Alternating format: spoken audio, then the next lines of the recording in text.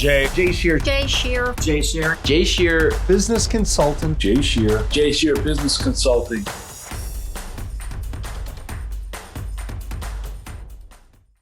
Welcome. I'm Jay Shear with Jay Shear Business Consulting. We build solid foundations for service-based businesses to grow and scale and achieve the results and success they deserve. And you've joined Business Minds Coffee Chat.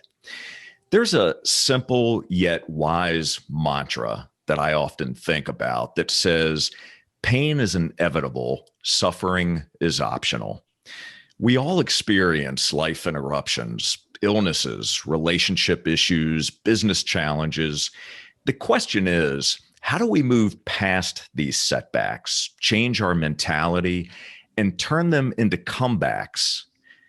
Well, on today's episode, we're going to be talking about these topics and many more. Our guest is an acclaimed author, speaker, life coach, and pastor. Known for helping others turn setbacks into comebacks, he's inspiring and motivating people from all walks of life and has traveled to over 75 countries and spoken to millions of people.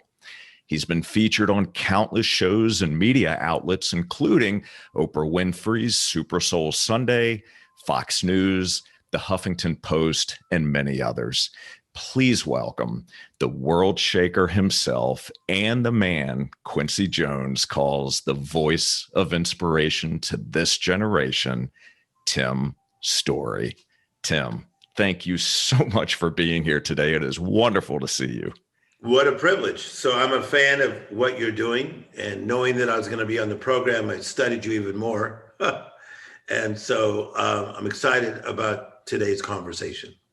As am I. And getting to know you and researching you and consuming your content, honestly, Tim, has been, not only has it been inspirational, but it's been transformative in a number of ways. And, you know, it's funny, before we started recording, we were talking a bit about some of the things that you do in the morning and walking.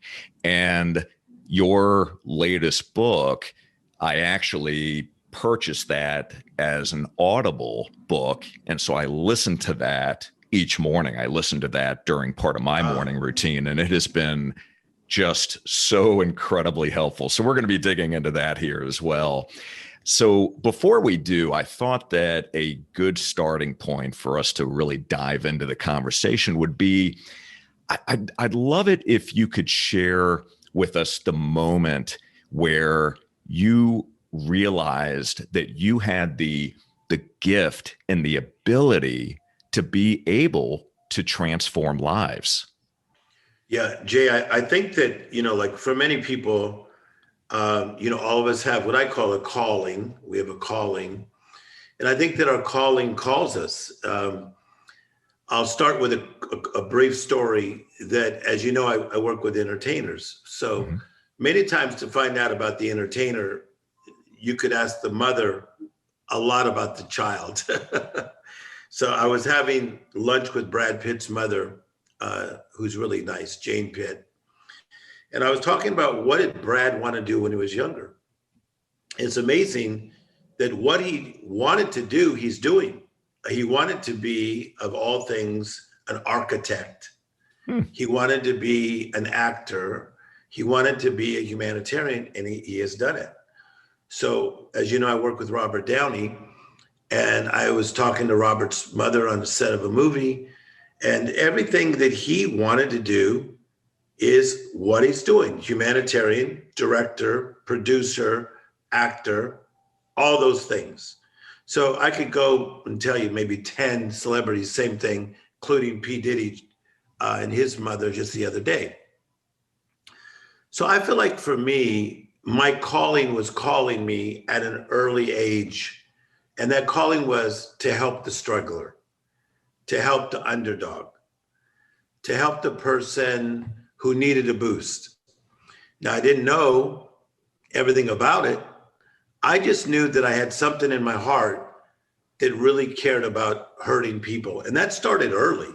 I'm talking 8, 9, 10 years of age. Wow. When I'd see kids at school that would be bullied or a young kid at school named Freddie who had asthma. I had a heart towards him.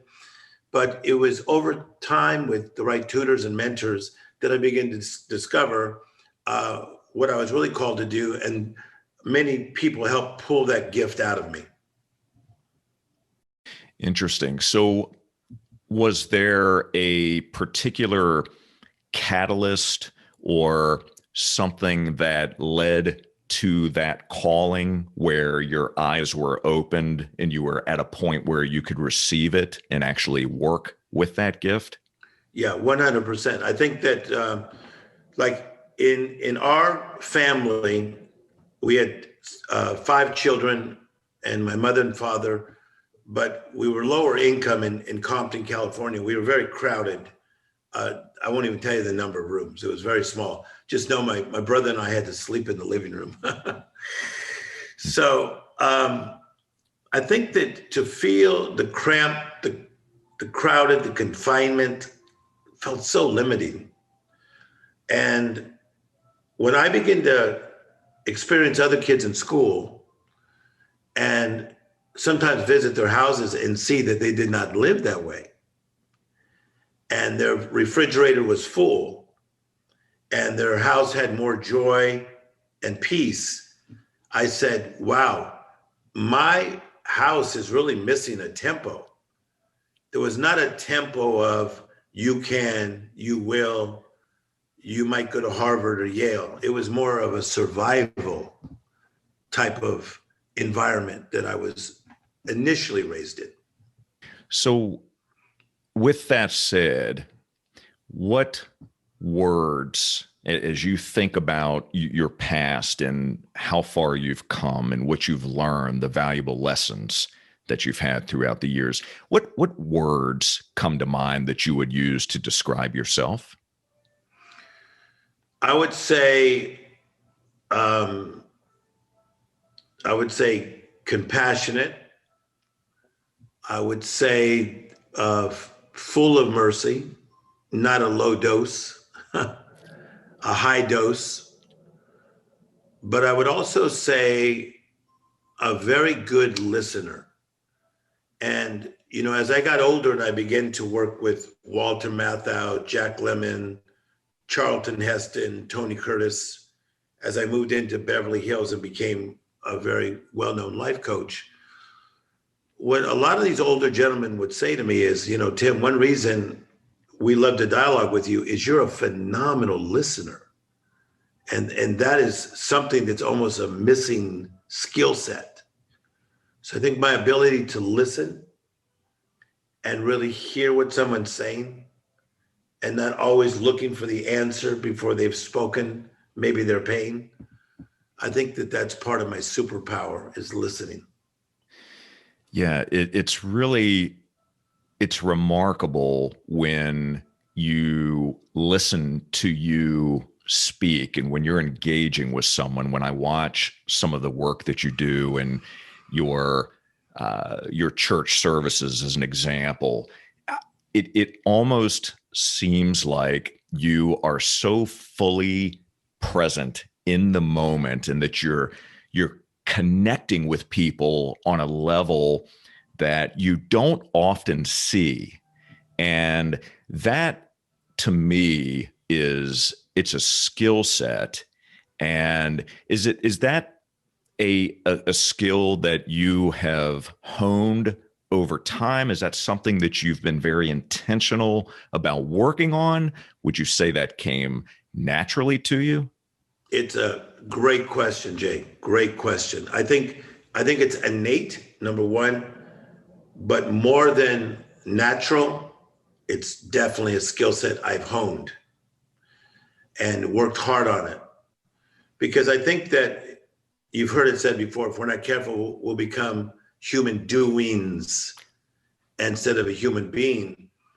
But I would say almost all my best friends say, Tim is almost always fully present, fully feeling, and fully alive. Like I'm literally right here, right now. And I think part of that is, as Stephen Covey says, somebody's urgent is not necessarily mine.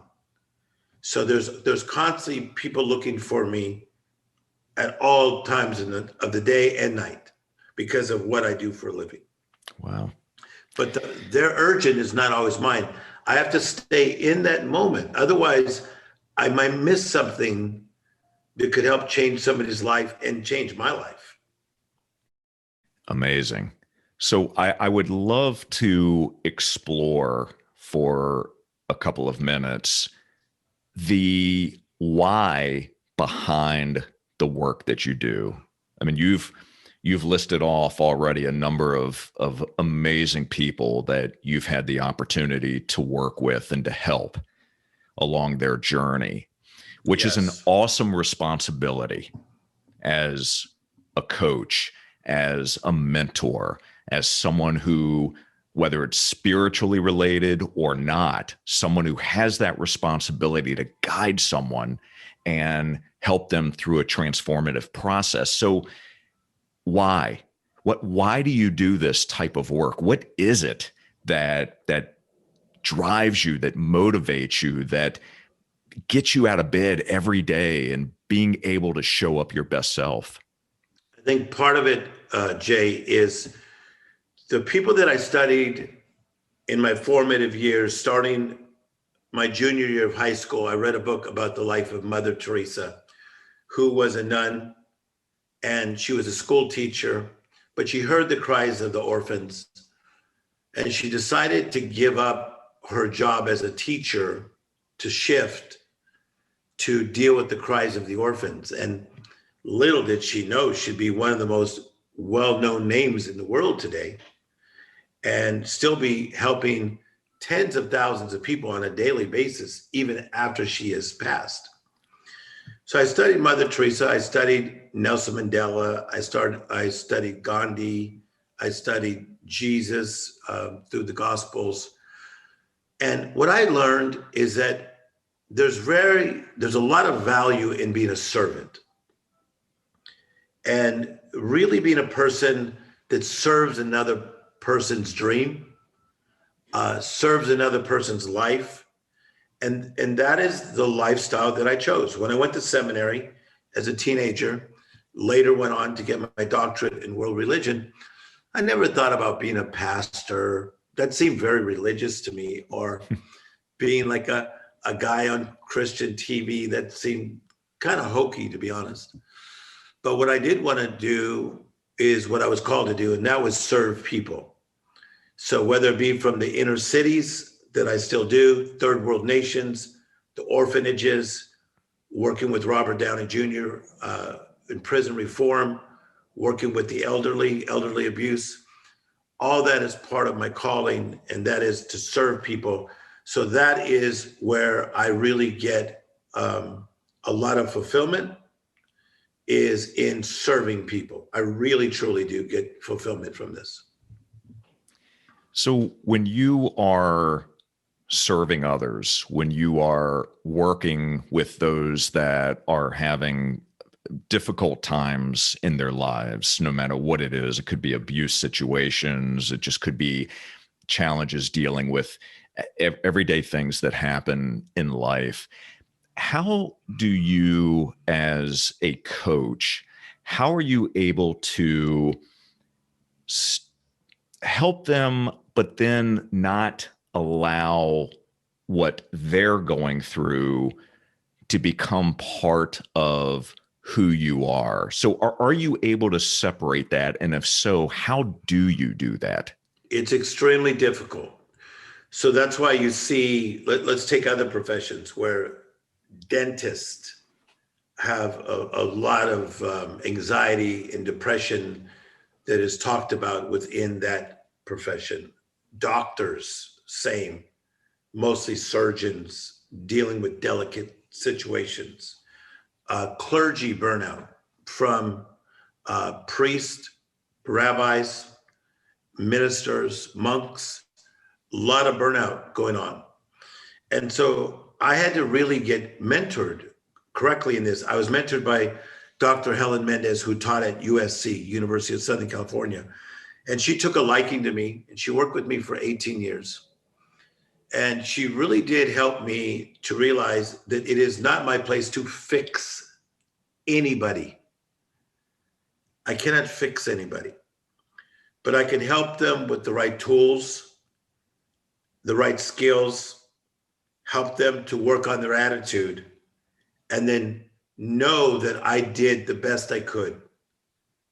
And then I have to live my life at the same time.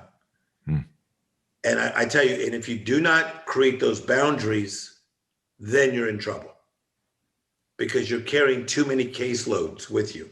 So I've become very good at something very tragic could happen. Like I just officiated a funeral just 3 days ago. And in the moment I was there, I stayed with the family. I talked with the family, but 2 hours later, I had to go into Tim's Storey, a guy who's creating a TV show. So it's an interesting thing of boundaries. Yeah. So I want to better understand that if we can maybe unpack that a little bit and talk about process and maybe some of the things that you do from a mindset standpoint. And the reason I want to explore that a bit, Tim, is our audience is made up of different business leaders, entrepreneurs, business owners, et cetera. And, everyone experiences those challenges in their lives, and being able to come home at the end of a day of dealing with a number of issues in their businesses and being able to be present for not only themselves, but for their families, for their friends, yes, and not carry all that with them where it's going to affect the rest of their lives. How can they process that? What are some things that they can think about, tell themselves? Talk a bit about your process, because you experience that all the time, all the conversations you have. Yes. And so I'm going to give respect to a man named Dennis Waitley, who was one of the first ones who did the Wheel of Success.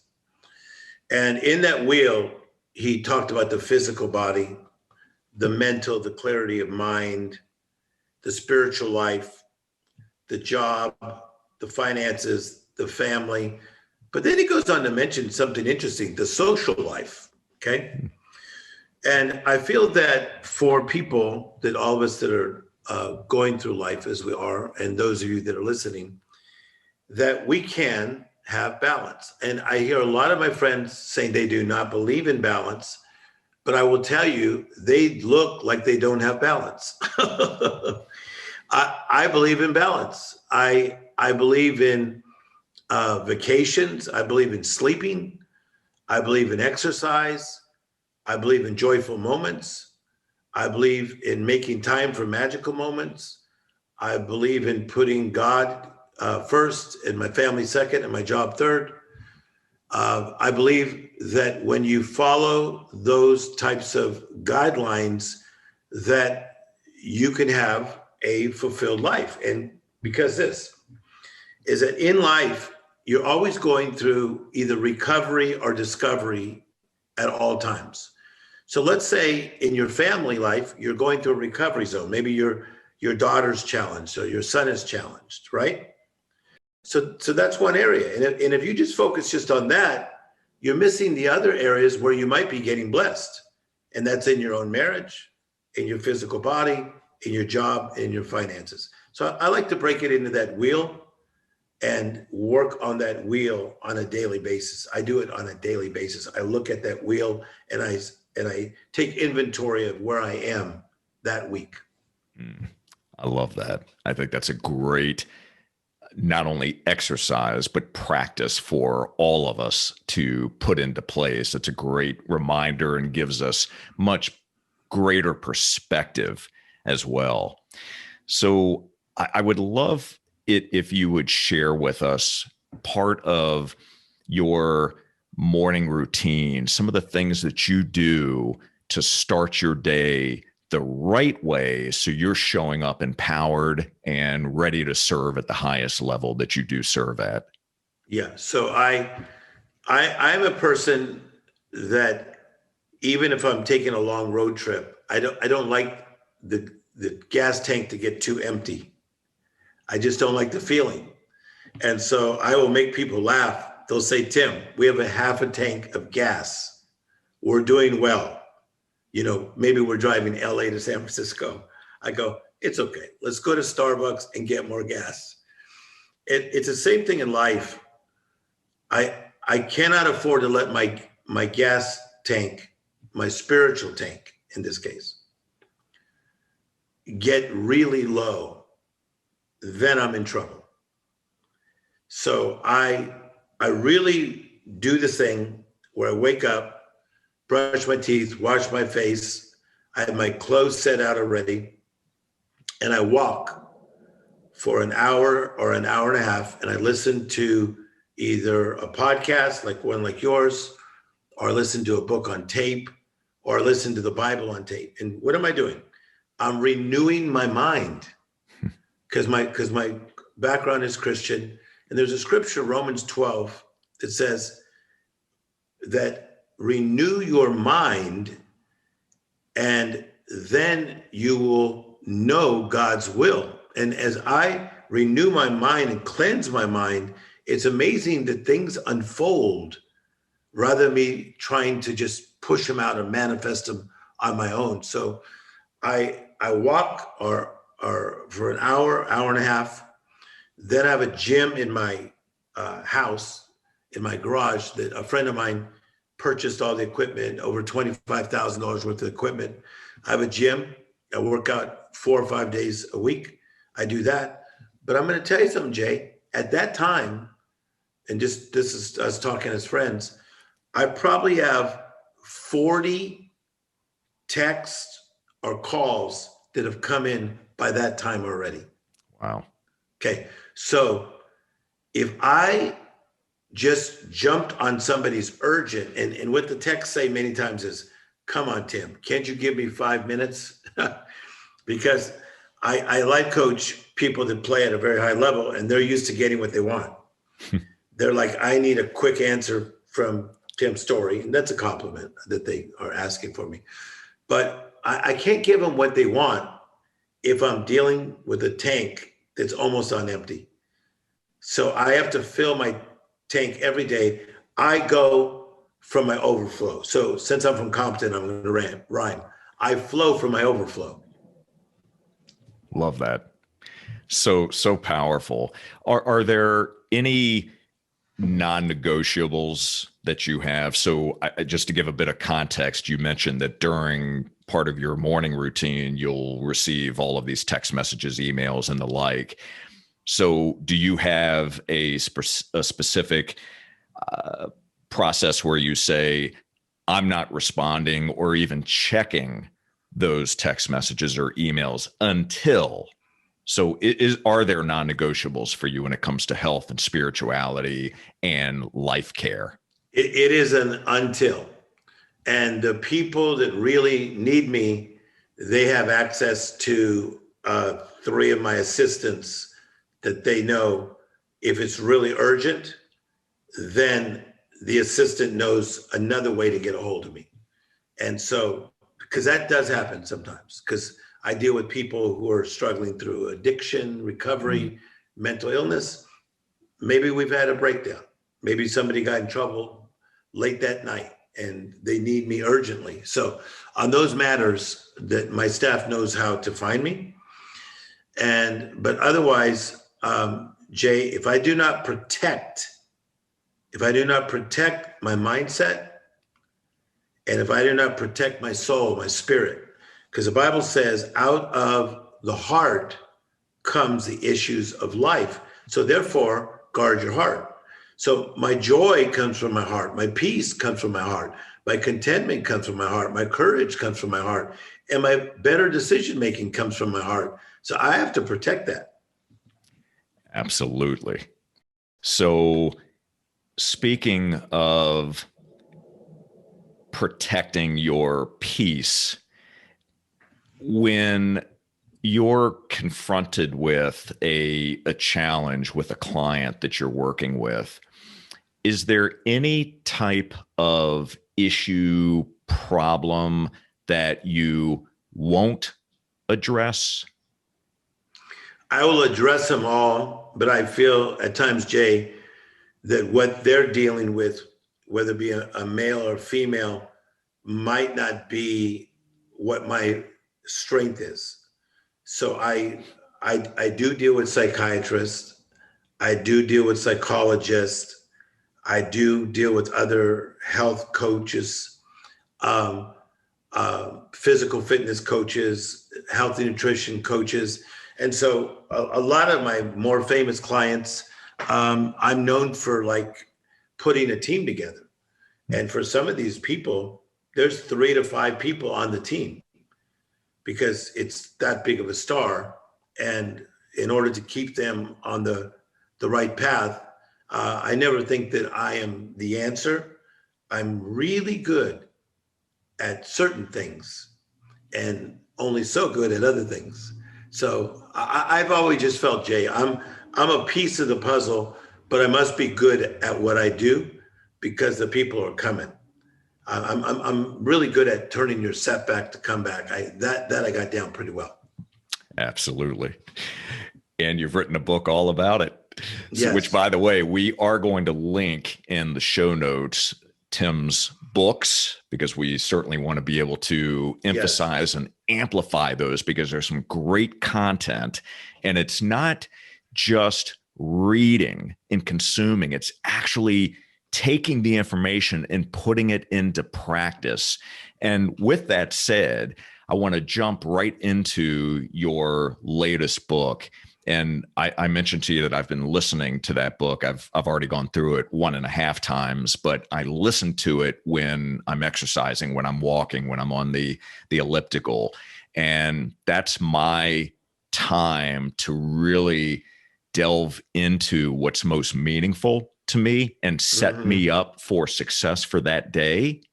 And so what I would love for you to share first about your latest book is, what was the process like bringing that book to life?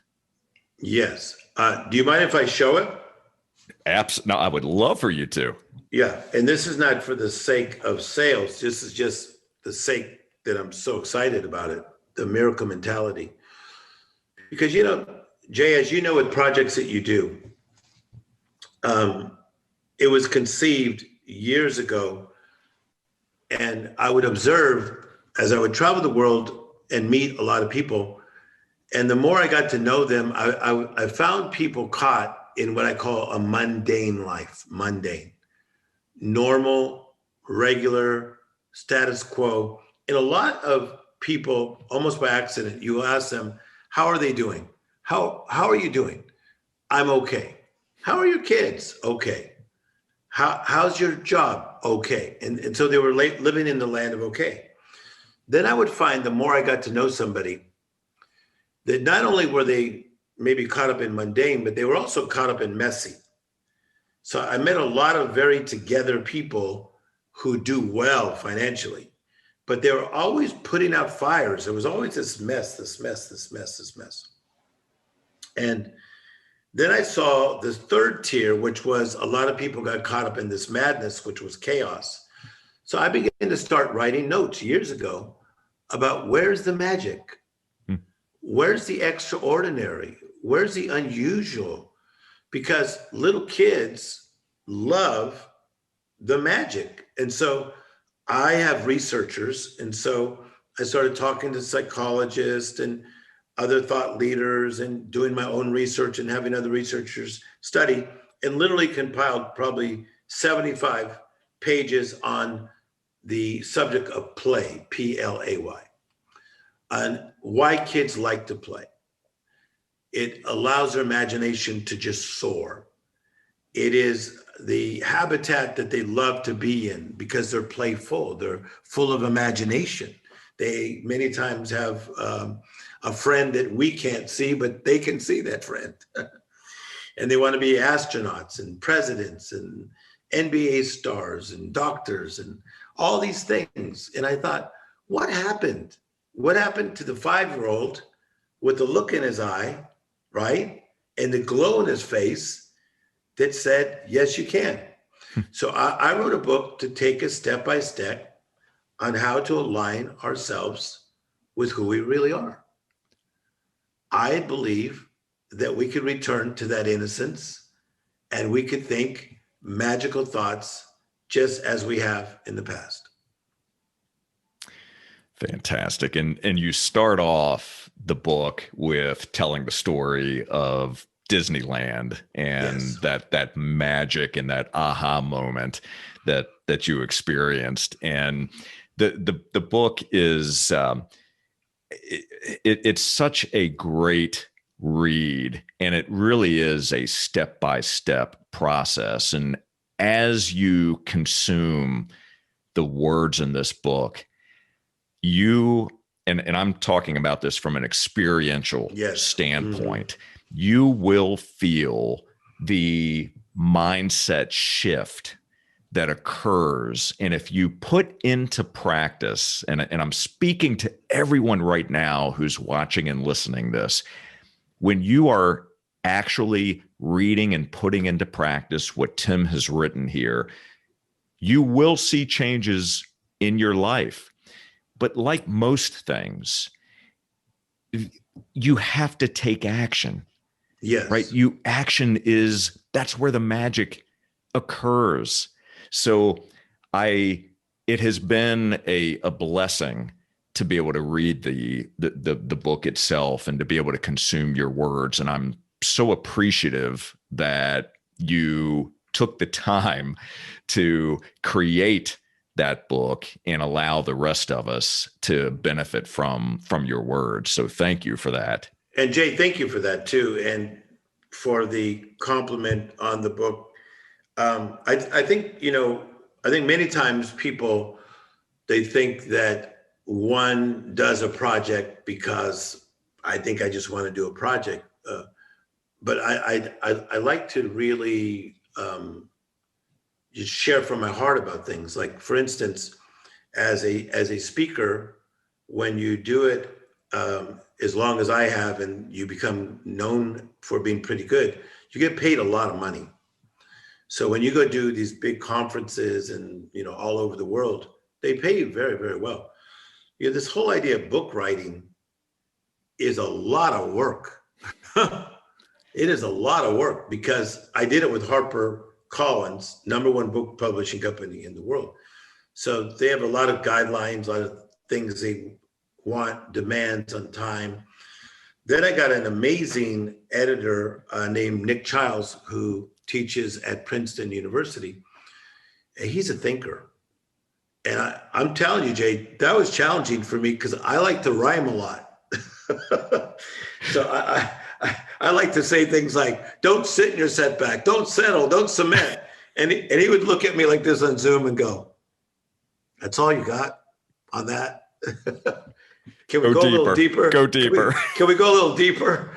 And I'm telling you, I felt like Muhammad Ali against Joe Frazier in the early days.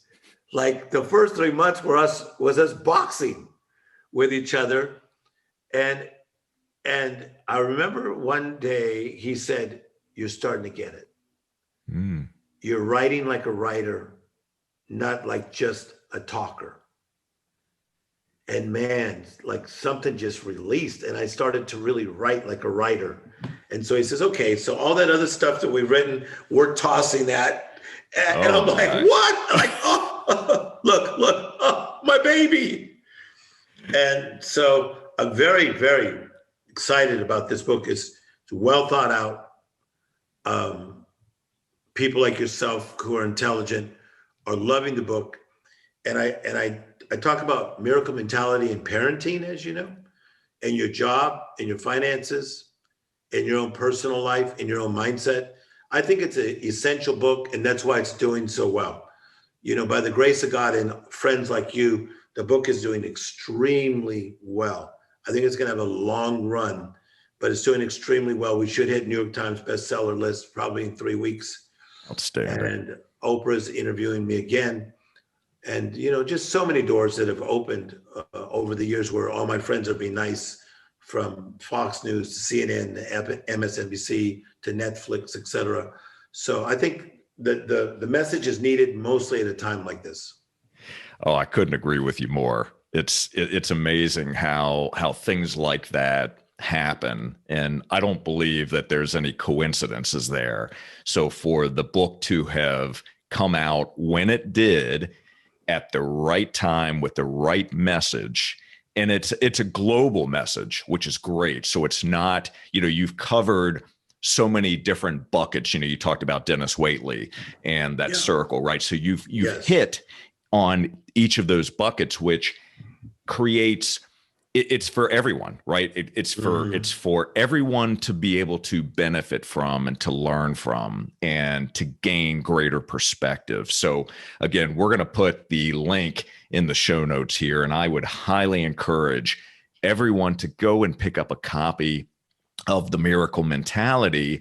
And whether it's in hard copy form or electronic, just get a copy of the book. And you will absolutely thank me for it. That's not what I'm asking for here, but I know that our audience is going to benefit from this one. It's outstanding. Thank you for that, Jay. I mean, absolutely, my pleasure. So, with all of the different types of challenges that you've helped people overcome, if you were to try to come up with an average reason that people hold themselves back from overcoming setbacks, what would you say it is? What would you point to? I would say that one of the biggest ones is disappointment, is this idea of, let's say someone's trying to break addiction. And let's say it's to alcohol, and they've tried and they tried and they tried and they went to programs, maybe even went to rehab, and then they find themselves relapsing. What I find, it's so easy to then live in the land of okay, of, Tim, I've just seen that maybe I am a functioning alcoholic. It's because they've become so disappointed. Or a woman that says to me, I loved this man for 40 years. We were married. Why would he choose this time to just up and leave and say the marriage is not working? Okay. So, in trying to get that kind of a client to see that is painful, that is a setback, but we can find a way through it. We can take inventory, we can partner with the right people, we could get a new plan, we could have the right principles, we can become more persistent. That's part of my process. I would say disappointment is one of the major things that keep people stuck in that setback. And they get disappointed and disappointed and disappointed, and they decide to just rest. Nope, it's too much. I'm not going back to the gym. I'm not going back to temple. I'm not even going to call my mother anymore. She doesn't get me. Interesting, right? Disappointment. That really is. That answer surprises me a bit. That's not what I would have thought. And I quite frankly, I would have thought it was the fear of change, the fear of the work that's required to overcome whatever that happens to be. So thank you for sharing that wisdom. But can I tell you something, Jay? Because I think they almost go hand in hand.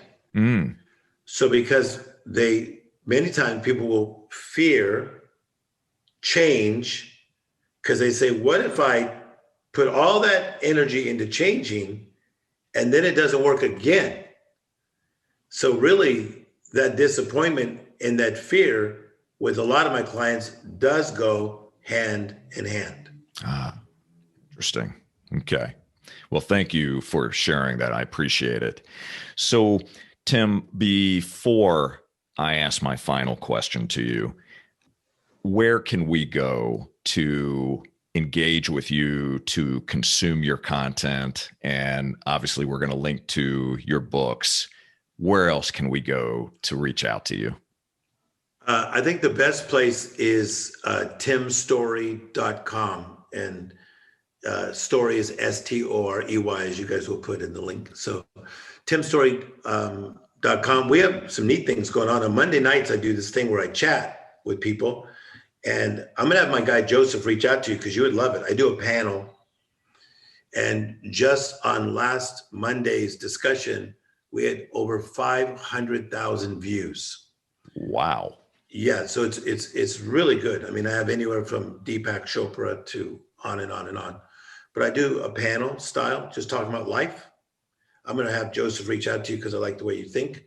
Please. So you could find out about that or find out all the times I do Clubhouse, which is every Thursday, called Breakfast with Champions with my friend Glenn Lundy. Yes. And then my speaking schedule and all the different things that we offer. I even have a school for life coaches. If you want to be a better mentor, tutor, coach, mother, I have a school for that. All that is at timstory.com.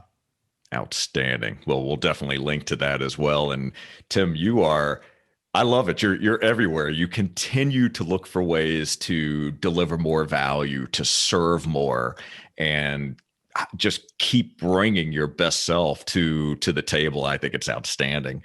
So here is my final question to you.